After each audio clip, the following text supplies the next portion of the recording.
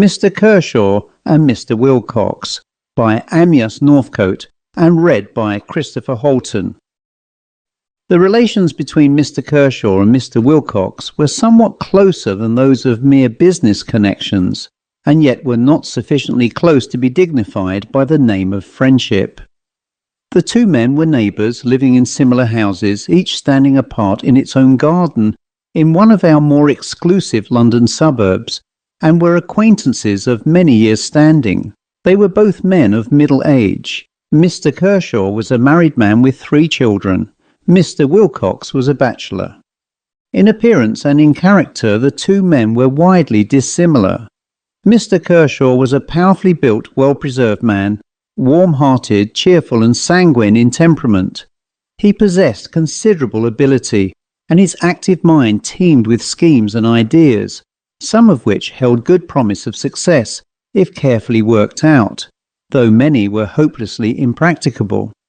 In support of his various business ventures and projects, he had adventured more than the somewhat slender fortune to which he had fallen heir justified, and he was continually seeking means whereby he could raise further capital to promote the success of his beloved projects. In fact, he was a type of what may be called the morgagor mind, one that can foresee no obstacle as insuperable, and that, venturing too much, frequently loses all. Mr. Wilcox was of a very different temperament and may be fairly set down as of the mortgagee type. He was a cautious, shrewd and able lender, ready to promote the success of an enterprise, provided always that he ran no risk thereby, and equally ready to wreck either the business or its promoter's fortunes did he see any sure and substantial gain for himself in the process. Left by his parents, the heir to a moderate fortune, by strict attention to these business methods, he had succeeded in turning himself into a wealthy man. Withal, he was outwardly of a jovial turn, a good storyteller and a hearty fellow, fond of good food and the luxuries of life, and possessed of a large acquaintance among his neighbours, with whom, as a rule, he did not engage in business affairs, and who knew him chiefly as a pleasant companion.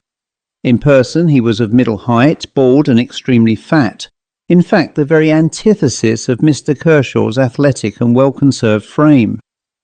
The date of this story is about 10 years ago, and the time late summer, when most of the business world is seeking relaxation far from town.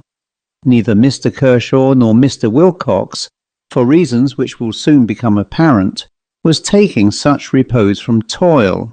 But Mr. Kershaw had sent his wife and family to the seaside, and was, therefore, a bachelor in his own house, cared for by a reduced number of servants. With this preface, the heart of the story may now be approached. For some time past, the affairs of Mr. Kershaw had not been going well. One after another, schemes on which he had counted as money-makers had failed and been abandoned. Until now, of all his various enterprises, only one was left. But on the success of this one he confidently relied, and the remainder of his whole future was bound up in it. Successful, it would bring him honour and wealth. Its non-success would involve him in hopeless bankruptcy. There was no reason, however, to dread failure. Experts who had investigated the invention had pronounced unanimously in its favour. The demand for the appliance would be great. It would satisfy a popular need. There was only one difficulty to be overcome, and that was the provision of further capital to place the business upon an absolutely sound footing. This difficulty, however, did not seriously trouble Mr. Kershaw, because was he not dealing with his friend, Mr. Wilcox? Some time before he had, in his usual expansive fashion, discussed his incipient invention with that gentleman, and Mr. Wilcox, quick to recognise any opportunity for adding to his fortune, had entered into an agreement with him, whereby Mr. Wilcox agreed to lend upon security, which security included the patents and models of the new invention, up to a certain amount in cash for the development of the idea, taking one half of the prospective profits, Mr. Kershaw retaining the other half for himself. Well, Wilcox had carried out his side of the bargain. The money had all been spent, and now a little more was required. Of course, Wilcox would be reasonable and see to that. Good fellow Wilcox, thought Mr. Kershaw, as he went over to his neighbour's house one afternoon to discuss the position. Alas, Mr. Kershaw did not know, as he had thought he did, his Wilcox, even after years of acquaintance. He laid the whole position clearly and candidly before Mr. Wilcox, and wound up by explaining the necessity for some further cash advances which, as he truly said, were certain to be repaid and which were necessary to protect the whole of the work and money that had already been expended. Mr. Wilcox listened in absolute and ominous silence. At last Mr. Kershaw had done and awaited his reply. It came, and was brief and to the point. Mr. Wilcox would not put up another penny. He was very sorry, but he was very firm. More than that, he plainly told Mr. Kershaw that he meant to insist on his rights. Mr. Kershaw had had his money on loan. He had paid no interest thereon. Matters at the works were in a mess. He was going to foreclose on the lien he had taken over the factory, invention, everything. Perhaps the invention was a good one. That remained to be seen. But the first thing he meant to do was to take entire possession of it.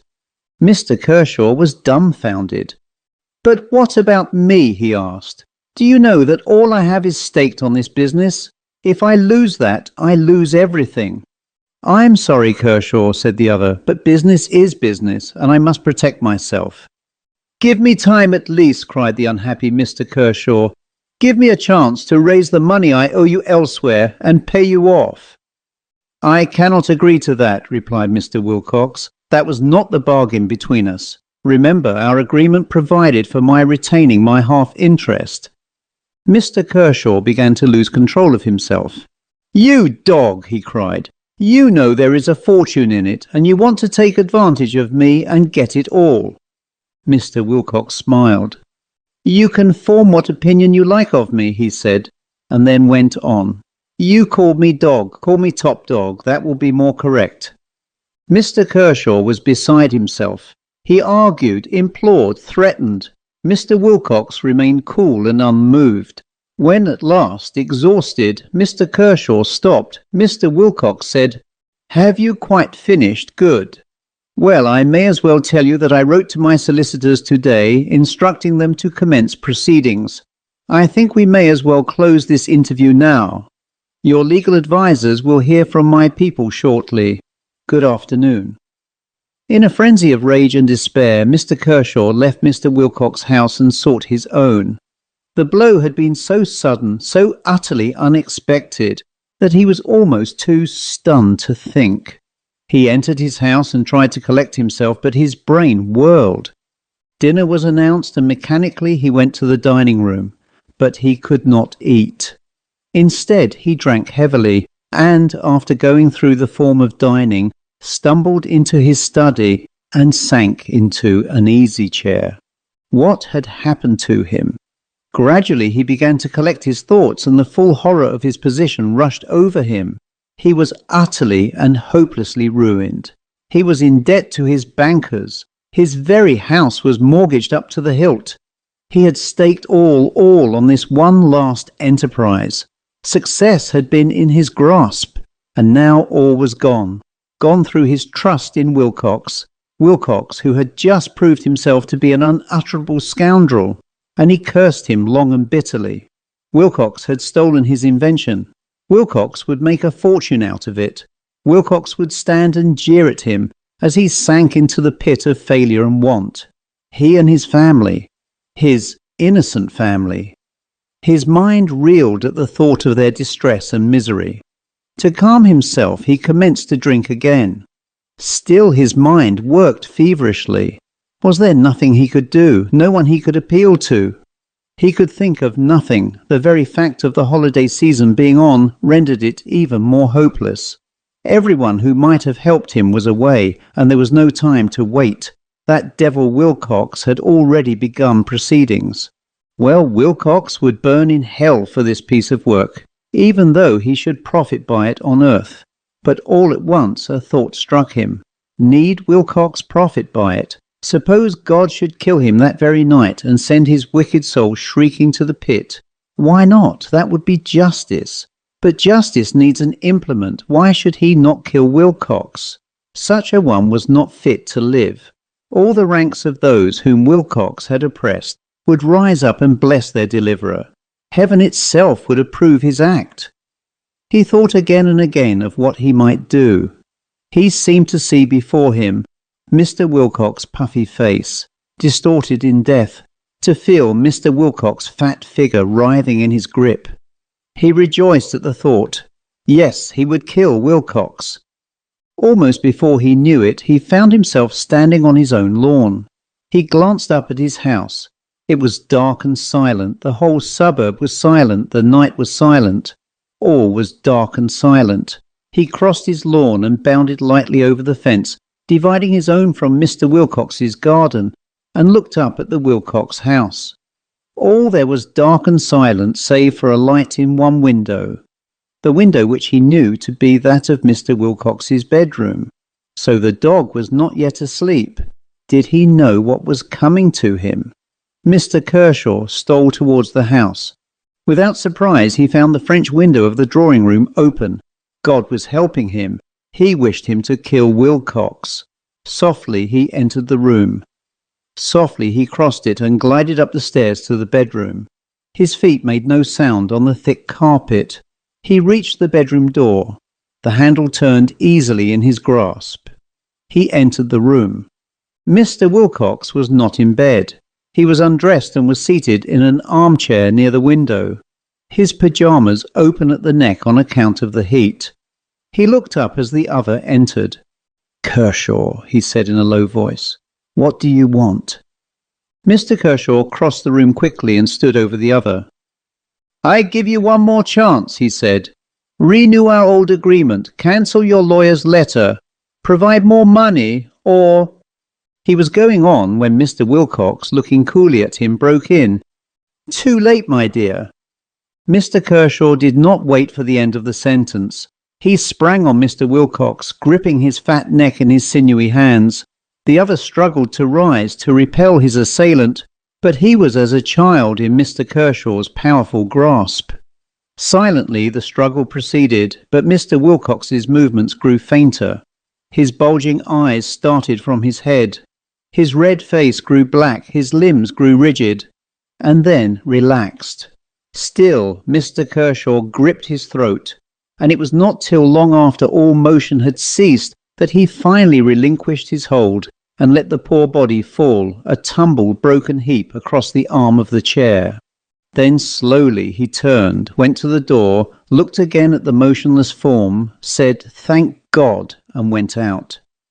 Mr. Kershaw did not know how he got home. It seemed to him but a moment from the time he left Mr. Wilcox's room to the time he found himself once more sitting in his own chair. For a time he remained motionless and almost unconscious, and then slowly the realization of what he had done began to flow over him. He did not regret it. On the contrary, he rejoiced. The world was rid of a scoundrel.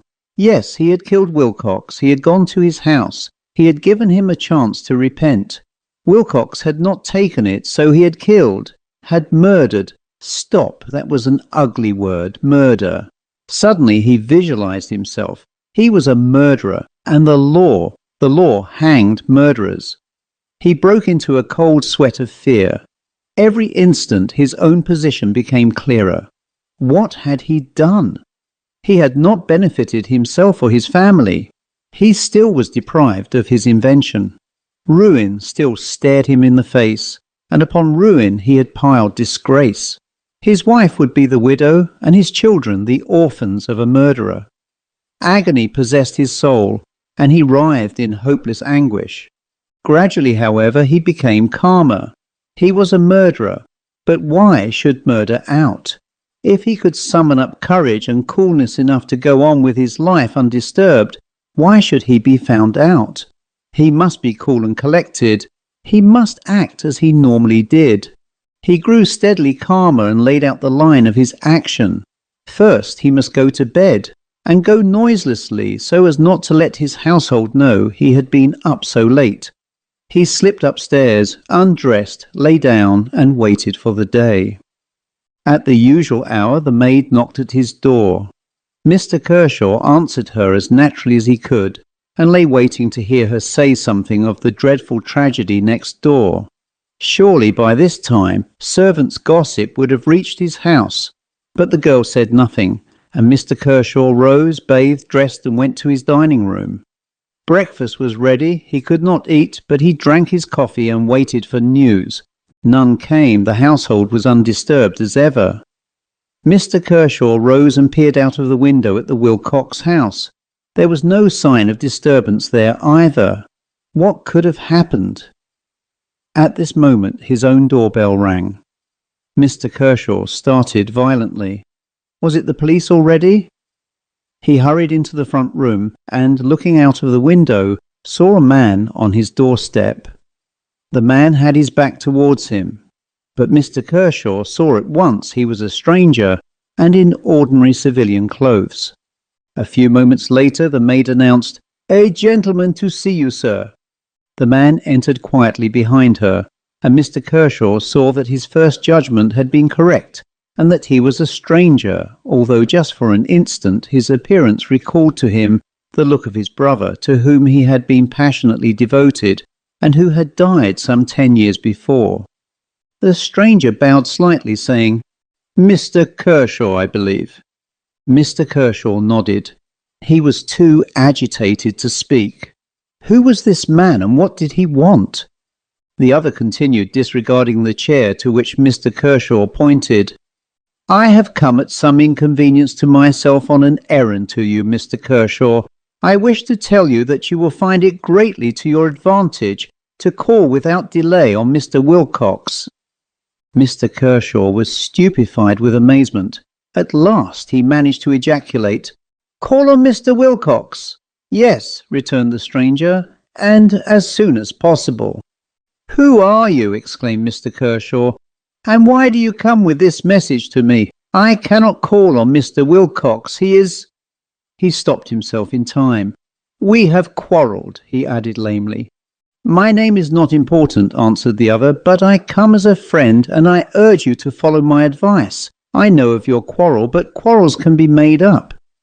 Mr. Kershaw's mind was labouring like a mill, but the idea suddenly flashed over him that this might be Wilcox's solicitor, who, ashamed of his client's action, was now seeking to repair the breach between him and himself.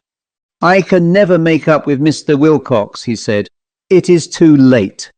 The stranger bowed. "I have given my message," he said. "Think it over and act upon it." Without another word he turned and left the room. Almost as he closed the door, the recollection of what he had said flashed across Mr. Kershaw. It is too late. He had given himself away. He was a lost man. He sprang from his chair and rushed into the hall. The stranger was not there. "Mary!" he cried. "Has that gentleman gone?" "Isn't he with you, sir?" said the maid. "I didn't see him go out." Mr. Kershaw hurried to the front door and went out into the road, at that hour nearly empty of traffic. He gazed up and down. The stranger was not to be seen. Crushed by the sense of his own folly and dumbfounded at the amazing message, Mr. Kershaw returned to his study and endeavoured to think out his position. Clearly the stranger knew something, but what and how much? And why did he adopt this friendly attitude? Perhaps he too was a victim of Wilcox's and sought in an indefinite way to warn him. Perhaps he was a madman. Perhaps he really was Wilcox's solicitor, bent on a peacemaking errand. Mr. Kershaw could reach no conclusion, but presently the value of the advice began to dawn on him. He would call on Wilcox. He had had no intimation of the latter's murder, and it would surely be an unusual thing for a murderer to go and pay a social call on his victim. It would help to mislead the police, but no time was to be lost. At any moment his servant might burst in on him with the dreadful news. He marvelled she had not done so before. Putting on his hat, he left the house and, with as much composure as he could command, walked over to Mr. Wilcox's house and rang the bell. The butler, calm and dignified as usual, opened the door. "Good morning, Mr. Kershaw," he said. "Will you walk in? Mr. Wilcox said you were to be shown into him if you called." Mr. Kershaw was staggered. What did all this mean? Wilcox was dead. He himself had killed him. He recovered himself as best he might and followed the butler. The latter threw open the library door. "Mr. Kershaw, sir," he announced. Mr. Kershaw entered the library. Mr. Wilcox, fully dressed, was sitting in front of his desk on which lay various papers. He was deathly pale and trembling violently. His right hand lay half concealed in a partly open drawer. As Mr. Kershaw entered, his hand moved, and Mr. Kershaw heard a heavy metal object rattle against the side of the drawer. "Good morning, Kershaw," said Mr. Wilcox in a low voice, and as his visitor advanced across the room towards him, "No nearer," he screamed. "Sit in that chair by you. Don't come any nearer." He partly withdrew his hand from the drawer, and Mr. Kershaw saw that it held a revolver. Mr. Kershaw seated himself, and there was silence. Presently Mr. Wilcox began in a thin, quavering voice. "I'm glad you have called, Kershaw. Very glad. I wanted to see you. I wanted to talk things over a bit with you. Perhaps I was a little hasty yesterday, but it was a joke, a bad joke if you like," he went on with a sickly smile. "But now it is different. I am sure we can come to an agreement. I am so sorry for what happened yesterday afternoon." He stopped. Mr. Kershaw gazed at him. "I hardly understand you," he said. "Yesterday afternoon?" Yes, broke in the other. "Our quarrel, you know. Now we must not quarrel. We must be friends again. Look, no, don't come nearer. I'll throw you the papers. Here is a copy of a letter and a telegram to my lawyers sent off this morning to stop all proceedings. And here," he threw over another paper, "is a letter to you agreeing to go back to our old understanding and saying that I'll find the money you want. It is not quite in legal shape yet," he went on, "but it will serve, yes, it will serve till we can get a new agreement drawn." Mr. Kershaw took up the papers and gazed dully at them. "They seem to be all in order," he said. "But I don't understand. Am I mad? Are you Wilcox? Why are you sitting there? Did I dream last night?" The other turned even more ghastly than before. "Then did you dream it too?" he cried. "Did you dream as I dreamed, that you came into my bedroom last night and throttled me to death?" The end.